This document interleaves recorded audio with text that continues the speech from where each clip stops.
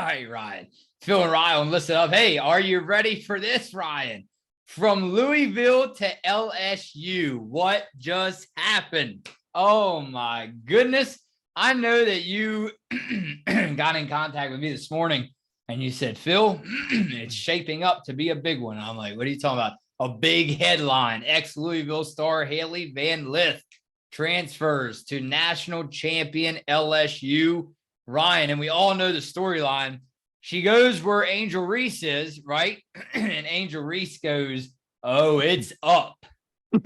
Angel Reese goes, oh, it's up. Look, no, but in all seriousness, this really put, and you want to talk about the dominance as far as head coach Dawn Staley, the dominance that they have been able to provide all of these teams that was looking above or looking at the top, looking at South Carolina on the top in the SEC standings for so long. Man, look, I mean, LSU finished, obviously, we all know, right behind them with a 15-1 conference record this past season. Man, Ryan, this going to get interesting quick. You told me it's going to get fun. I don't really know as far as preseason predictions go, especially with Aaliyah Boston out, man, obviously we all know what it's shaping up to be. Again, these are predictions. This is not what's going to happen next year, right? But I think we all know by this move who the favorites are for the SEC title, just that quick. Yeah, I think they almost have to be, and that was kind of my question coming in, is this the end of the South Carolina Gamecocks' reign at the top of the SEC now with Hailey Van Lith joining Angel Reese in LSU? And like you mentioned, with South Carolina losing a couple players, obviously Aaliyah Boston, they lost Bree Beal. I believe it was probably 2 or 3 other South Carolina's players that were lost to the draft. So it's going to be really interesting in the SEC this season, that's for sure. But I think LSU has to be the favorites now. Also with Flau'jae Johnson, Samaya Smith going into their sophomore years, LSU Tigers are looking pretty good, along with UCLA. Also did a video on Lauren Betts going to UCLA. USC looks pretty good as well. So a couple of these teams are shaping up to be powerhouses, if you will, in a couple of these conferences, and it should be a really fun year. I can only think now too, with Anissa Morrow visiting LSU, I believe this week, and then the next week visiting South Carolina. I can only imagine how good this LSU team would be if Anissa Morrow decides to also transfer to LSU. That would be absolutely crazy. That's almost, excuse me, that's almost not fair if that would happen. Yeah, so we have to remember, Ryan, that Hailey Van Lith leaves Louisville. She averaged a career high about 19 points per game during this past season, 22 and 23. And she had about 4.5 rebounds, averaged 4.5, and 3.2 assists. And listen to this, she scored a total of 1,553 points in the 3 years there. So with that said, obviously an immediate impact for LSU. A couple questions I have for you as always. Love to hear what you have to say, along with, obviously, we know everybody else loves it, to hear Ryan's take, especially on this topic, on this NFL draft Thursday. All right, let's not forget that. But let's put the focus where it needs to go. And Van Lith, Ryan, also, she entered the transfer portal, obviously, at the end of this season. And then she is actually set to graduate, I saw, from Louisville in May. So she has 2 more years of eligibility left because of the COVID year. So what does this with her?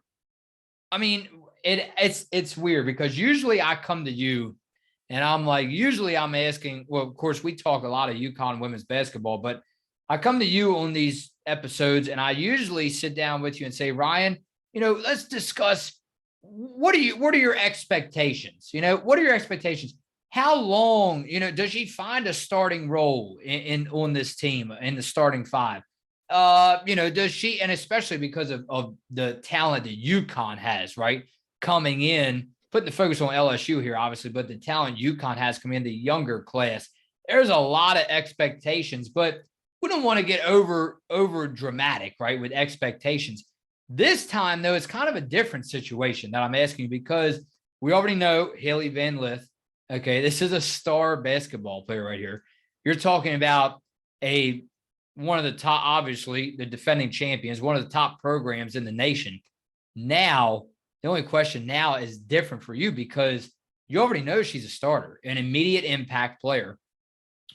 What happens? What do you expect when Hailey Van Lith steps out on the floor, not only for the first game of the season, but oh boy, if you know Phil loves the month of March. So I guess obviously, yeah, we have time to sit back and think about it and discuss it. But really, to be honest with you, Ryan, we don't really talk about LSU that often on this podcast.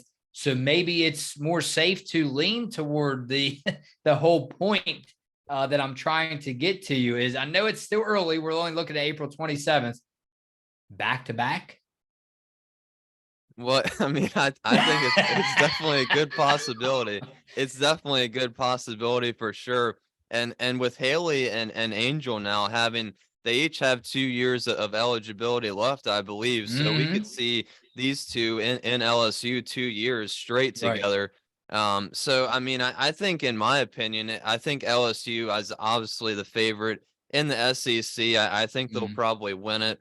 But with Alexis Morris leaving for the WNBA draft, I mean, Van Lith is going to come in straight away, obviously in the starting point guard role and handle a good majority of the ball handling abilities for this team. And kind of like you mentioned, just an immediate impact in terms of her offensive ability for this team. Oh, yeah. They were pretty good last year with Alexis Morris and Angel Reese. And now Van Lith and Angel Reese, I'm sure those two pairing up will be as good, if not better, as a duo.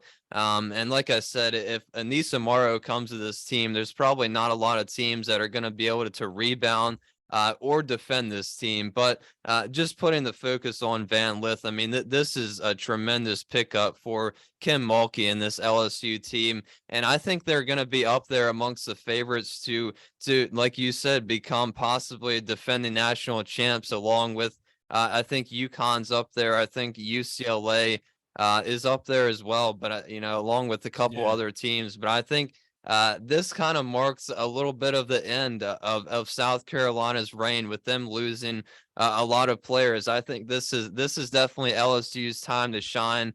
Obviously, coming back from that national championship and coming into this season with a couple of players developing into their sophomore years and picking up Van Lith and possibly Anissa Morrow now.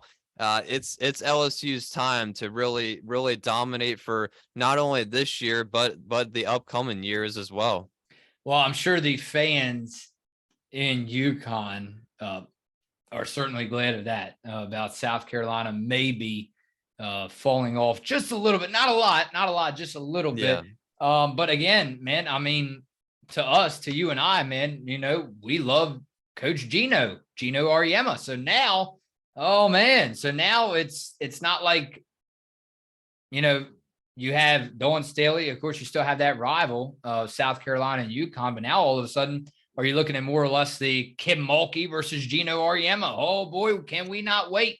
So it's that kind of deal, man. But you have to be, at least I am, happy for Kim Mulkey. I can't wait to see what she does with this team, especially now with this key addition, because you have to remember, Ryan, last season, just this past season, LSU was putting up about 82 points per game, and they were only allowing about 57 or 58 to their opponents. So not only you mentioned about Hailey Van Lith providing that offensive rebounding for LSU, not that they really needed it, 82 per game. I mean, for basketball, it's pretty darn good college basketball, but yeah, and when you talk about it, though, I think that she will provide a nice presence on the defensive side of the ball as well for LSU.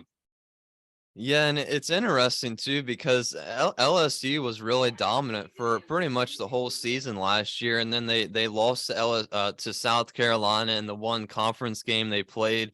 and all the focus shifted to South Carolina, and everybody kind of forgot about LSU in March Madness, and they just kept doing their thing and kept on rolling to eventually obviously winning the national championship. But yeah, Van Lith, I can't wait to watch her and obviously Angel Reese on this team. I think it's going to be pretty fun for LSU this year. Possibly, in my opinion, I mean, they could probably even go undefeated, only losing a couple games last year, 2 or 3, I believe, the whole season. They were undefeated for a majority of the season last year. So I think that they have a possibility now of even going undefeated. So LSU is definitely immediately shoots up there to defend their title this season.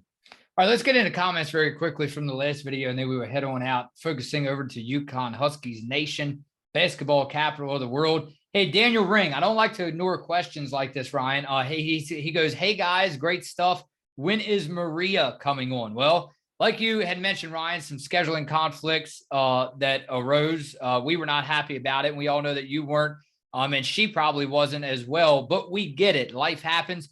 What we would try to do, Ryan, we discussed it. We would try to bring her on, not for the season in review like we were planning on, but actually it'll be just as exciting, if not more exciting, to bring her on prior to the 23-24 season. And you know why? Because in my opinion, you know why that's even more exciting? PB back on the floor, Ryan. Paige Beckers. Yeah, unfortunately, we couldn't get Maria on for that season recap, but yeah, it should be exciting if we can get her on for the beginning of the season before the season starts. So hopefully we can get in line with everybody's schedules and make it happen. So some exciting things to look forward to for sure. Hey, how about Jason D'Amico? Here's a conversation starter for you. Is it worth, it is worth it for someone like Caitlin Clark or Paige Beckers to go pro, or does NIL make it more lucrative for these players to stay in college? I feel like the WNBA is the place where great female ball players go to disappear. Yes, sure, you have giants like Stewie that make ESPN now and then, but will anyone remember players like Grace Berger a few years from now? Another great show, fellas. Peace. Yeah. Ryan, I'll let you go very quickly. I love that he brings that up, because I really thought about bringing on, and again, so much. You and I have ideas to last probably at least 2 or 3 years down the road, because we don't want to all cram it in and just a matter of a couple of weeks and then that's it, done. Ryan, no, it's not like that. But I've been thinking about just reaching out to different star players that not necessarily they didn't make an impact, they didn't make a big enough impact, but previous college basketball players that unfortunately have been kind of forgotten about, whether they played for UConn, whether they played for any program in the nation, and bring them on, talk to them. It's a very good point, and I've thought about it a lot too recently. Obviously, with all these players now entering the transfer portal, and it definitely is a really interesting conversation and kind of debate to talk about. And I think he brings up a very good point about all of these players now transferring and go into bigger schools. There was a couple players from our own conference, the UConn's and the Big East, that transferred. Lauren Park Lane, not only Anissa Morrow from DePaul, but a couple other players as well, and many other players. So, and I think with Hailey Van Lith joining LSU, I think her, Angel Reese, and Flau'jae Johnson, I think they're in the top 8 of the NIL total money makers, if you will, or total money that they've made. I think those 3 are in the top 8 out of everybody. So the amount of NIL deals that LSU has now, bringing Van Lith and joining those 2 players, is kind of insane. And yeah, it is kind of interesting that a lot of these players that dominate in college and they get drafted pretty high in the WNBA, but some of them just aren't able to make an impact. And that goes down the line of possibly, women's sports or women's basketball specifically doesn't get a lot of coverage in general. But it is definitely interesting how much money these players are making in college now. And possibly it is kind of a decline, a decrease when they do make it to the WNBA. How about a couple more? I will pair them together. We thank David Serrano for coming through. Keep coming through, guys, because again, without your comments, the discussions do not get as bright or brighter. So keep commenting away. We love it. And we all know that the subscribers love it, the ones that do not comment. We wish to hear from everyone, though. That's for sure. How about Alan Lee? I only read a section of this, Ryan. Page isn't the answer. AZ isn't the answer. This team is the UConn Huskies, and the superstar that really matters is Gino Auriemma. When they get that, the dynasty will twinkle brightly once again. Yeah, I kind of do agree with that, because I think a lot of the time we don't think about how much of an impact that some of these head coaches have. And I'm sure it played a great deal in why Van Lith went to LSU today, because of Kim Mulkey. And she saw this past season how Kim Mulkey came to LSU and kind of just built the program in 2 years to win a national championship.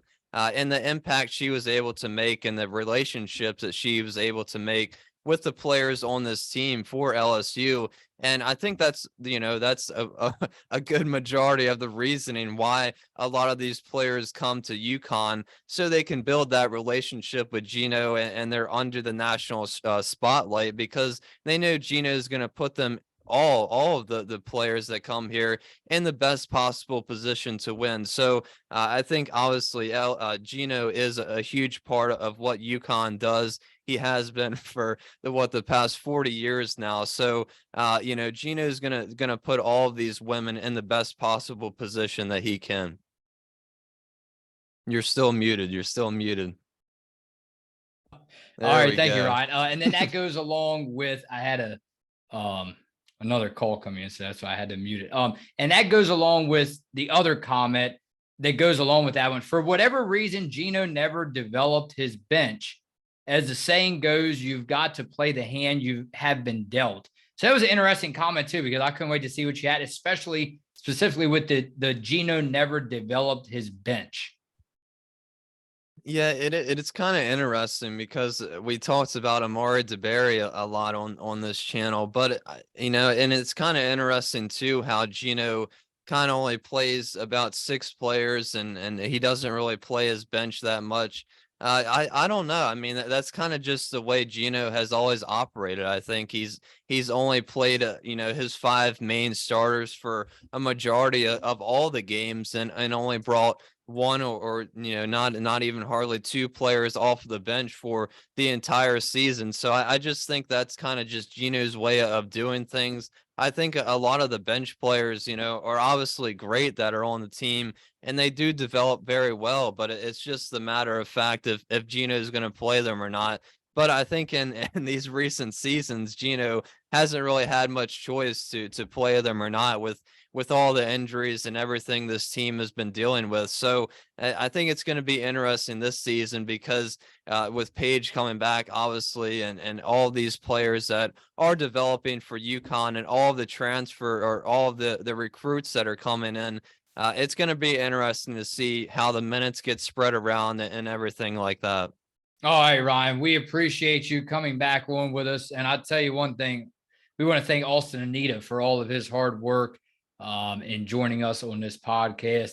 And we were actually thinking about returning tomorrow morning, but we won't. Ryan, you have an extended period off, a great weekend. And you know what they say in the sports world?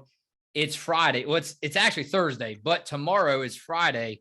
And Ryan, that means that it's time to go make some more stories for Monday. What headlines will we be facing next week? Phil and Rye on Listen Up.